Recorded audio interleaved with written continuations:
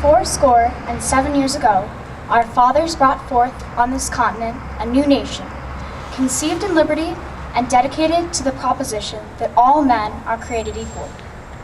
Now we are engaged in a great civil war, testing whether that nation, or any nation so conceived and so dedicated, can long endure.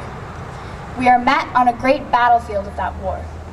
We have come to dedicate a portion of that field as a final resting place for those who here gave their lives that that nation might live.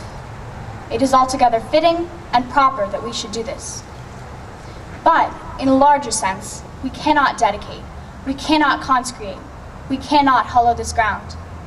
The brave men, living and dead, who struggled here, have consecrated it far above our poor power to add or detract.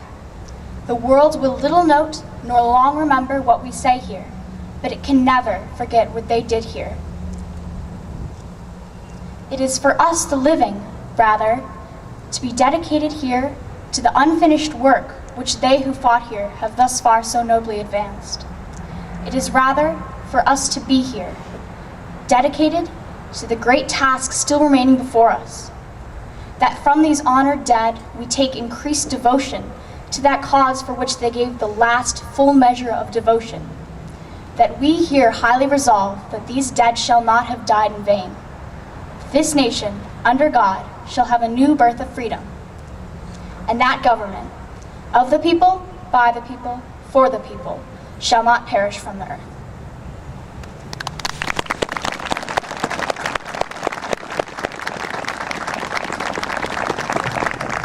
Thank you, Ursula. Our guest speaker today is